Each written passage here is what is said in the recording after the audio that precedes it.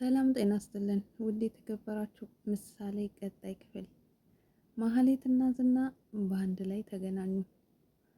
ትንሹ አንበሳና ትልቁ አንበሳ አንድ ላይ ተገናኙ። አይ ቀን ስጥል አያሳይ ነው። አሁን ዝና አንድ ቀንም ቀን ይጥለኛል ብሎ አስቦ አያውቅም።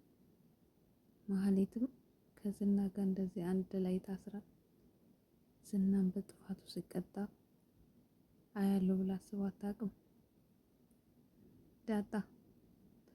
ዳጣ ሁል ጊዜ ዝናን በጣም ነው የምትፈራ።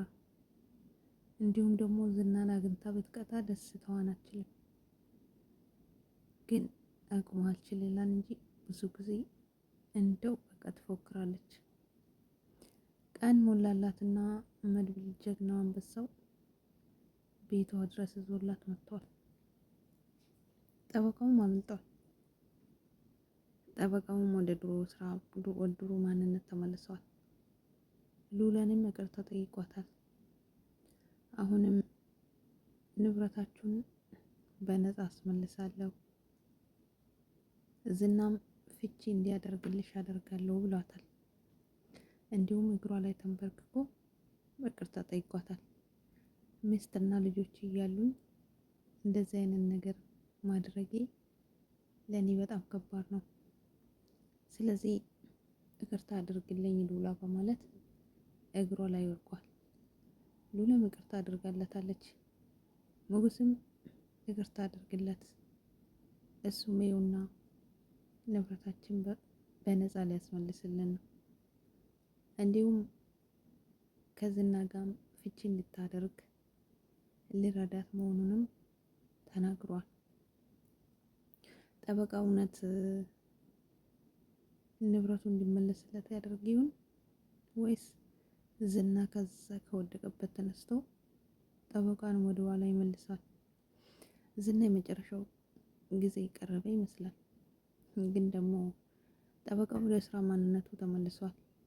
ዝና ግን ከዛ ተነስቶ ወደዚህ ስራ የሚመለስ ከሆነ ጠበቃውም ያልቅለታል። ለሞገስም በህይወት መኖር መሰክራለሁ፣ እናገራለሁ፣ እኔ በህይወት እንዳለው መናገር አለብኝ ብሎታል። ስለዚህ እሱም ሞገስ አሁን እየተደበቀ ነው ያለ፣ ምክንያቱም ፖሊሶች ስለሚፈልጉት።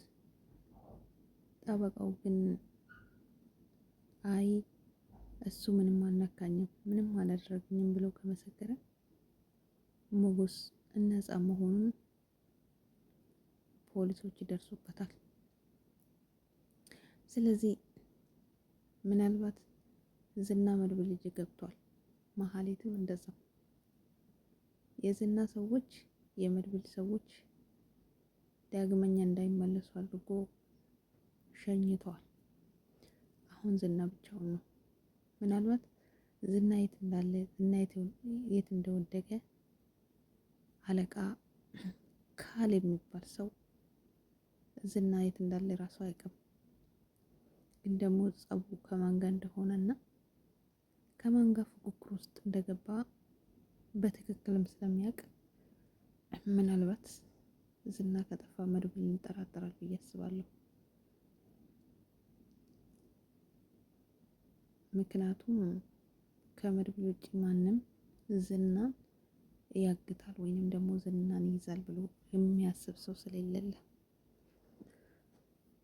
ስለዚህ ዳጣም የራሷን ዱላ ጥግብ ብላ ስቀጠቅጦ ዝናን ቆይታ ወደ ቤቷ ሄዳለች።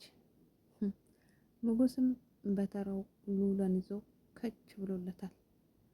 ዝና ስንት ጊዜ ሉላን አይኗን አይቶ አያውቅም። የት እንዳለች የት እንደተሰወረችበት በፍጹም አያውቅም። ነገር ግን